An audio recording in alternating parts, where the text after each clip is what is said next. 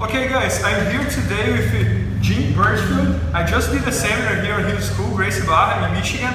And it's my second time here and it was a very nice time. He made a camp here of 3 days. First day Lucas Lepre, second day Caio Terra, and third day right now was with me.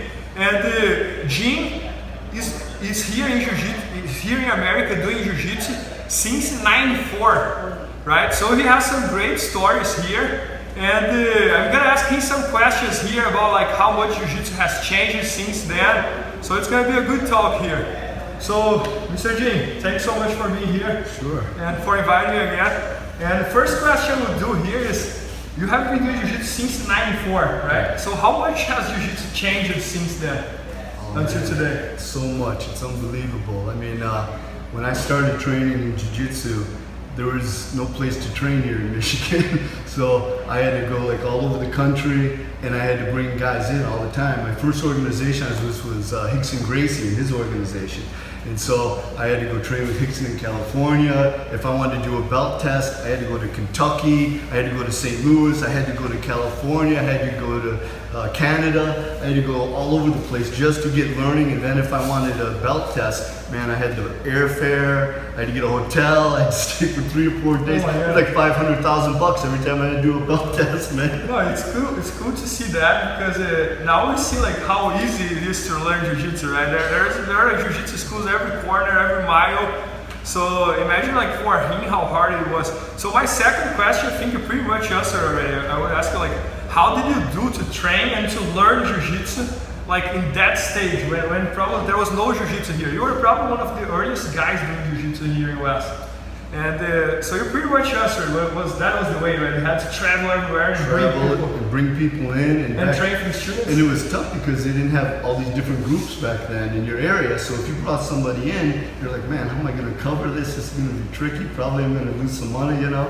And it was always a tough thing to do, you know. Oh, yeah. But it's what you had to do, and so you know, like, you go and you do it. Now, man, there's so many great guys, and you know, and there's instructors everywhere. And if you want to get a promotion, all you gotta do is show up and go to the club, man. It's super easy. And Jiu-Jitsu, man, it's so different now. I mean, back when I started, half guard was a transitional position, man. There's no half guard game. Nothing, man. Guys, I started Jiu-Jitsu in 2001 when I was like 14 years old. So Jim started in '94 when he was 31 years old, right? Yeah. You were 31. You were turning 55. Yeah, 55. But it's very cool to see him, for example, because we see that when there is a will, there is a way, right? So like he didn't have Jiu-Jitsu here. He had to travel everywhere, but he never quit it. Today he's black belt. He got his black belt from Fabio Almeida, Gracie Barra. That's a very respected guy. So I mean, like,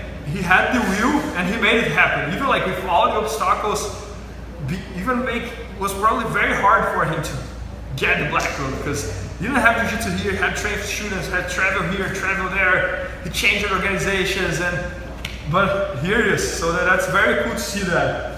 So other question I would do, like I started Jiu-Jitsu when I was 14, right? You started when you were 31, right? Yes. And you didn't have a choice, right? It was probably the first time so Jiu-Jitsu. So how was it to start Jiu-Jitsu at the age of 31? Like, you know, I think it wasn't so bad for me in the sense that I had been doing martial arts for years, and so I was in relatively good shape, and I was used to the discipline and the process and how to learn. And so all that stuff was in place, and I didn't have any major physical challenges. Like I didn't have to get in shape. I wasn't new to doing something physical, and so I didn't know how to discipline myself and stuff. So those things were in place, and so it was just a matter of the hardest part was finding the great coaches and getting the time with them, and then coming back and having to do it. The problem is not having someone on a day-to-day basis to make corrections. So you might do things wrong for a couple months, and then go see somebody and they correct it. And you're like, I've been doing it this way, you know, and so the process was slower, but at the same time, you developed a better ability to look at your techniques and make adjustments and make changes because you had to look and evaluate what you're doing yourself. There wasn't someone there every day to go keep you on track or to but that's cool because I can see that you were very open-minded. So I mean, like, you were always open to learn. So that's amazing. Absolutely. I think as a coach, that's our obligation. That's one of our primary obligations, is to continue to grow, get better, learn, and bring better teaching and better techniques to our students. I agree 100%. And you have two schools over here in Michigan, one in Burchfield and one in Novi, right? Novi. Novi, yeah. And I mean, like, how is for you? I mean, like, I've been in both of the schools and it's very, very nice. And in the beginning, it was probably just you over here. Now there are all these schools. What do you think about that? It's harder, it's easier, or? I don't think it's harder because I'm sure you'll agree with me. It's getting better now, but like say 5-10 years ago or less even, guys would open clubs and maybe they've been training for years and they're good martial artists, but they don't know anything about the business. And they might even be successful, but if you're the only jiu-jitsu school in town, if people want to do jiu-jitsu, it's not hard to be successful. You know what I mean? And so, because there's a lot of schools now, there's still a lot of guys that are not good at the business part, and they're getting by and they're doing okay, but in 20 years they're not going to be able to retire. You know what I mean? They're going to go, oh man, how am I going to live now? I can't quit teaching, you know? No, and I appreciate it because I talk with you a lot, and I can see that you understand this. You are a great teacher, and also you know how to do the business for your school. Thank you. And I really like that. So, and how much do you think Jiu-Jitsu is gonna grow here in the US? You think like it's getting to the point that it's gonna, or you think it's gonna keep growing even more and more and more? What do you think about you know, everything has a peak and then a little bit of a decline, and so you would think that, of course, that would be the same for this, but I haven't seen it yet.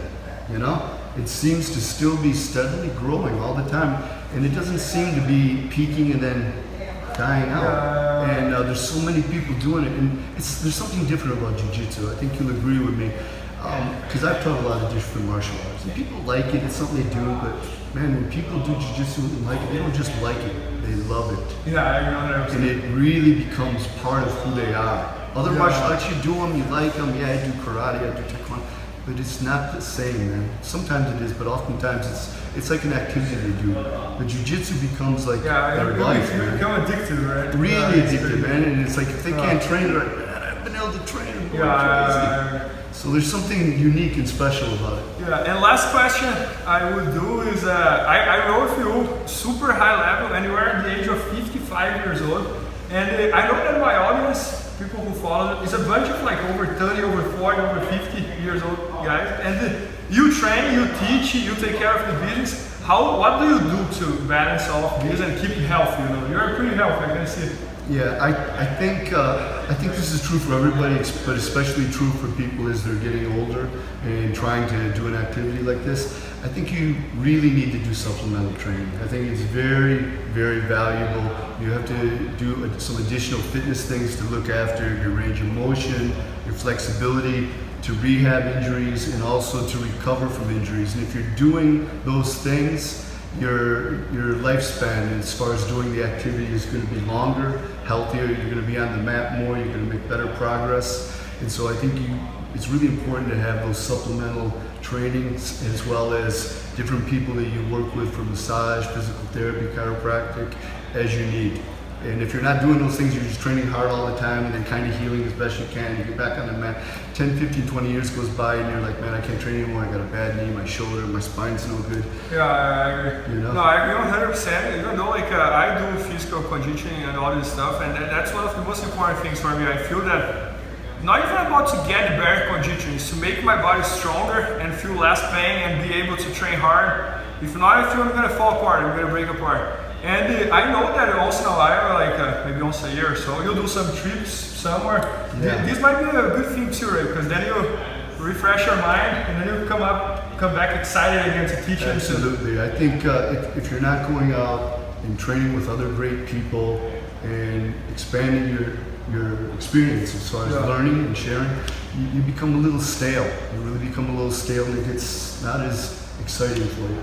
And going and training with other people in great places and experiencing other cultures. Like I go to Thailand now twice a year, usually for 6 weeks to do Muay Thai, but we also do Jiu-Jitsu when we're there. That's a great time for me to recharge, to think of things from a different perspective, and to work with a bunch of new and great people that get me fired up. So then when I come back, man, I'm ready to go. I got all kinds of energy. All right, man. Great talk. Thanks so much. Thank you, sir. Thank you. It was a pleasure. Yep. Awesome.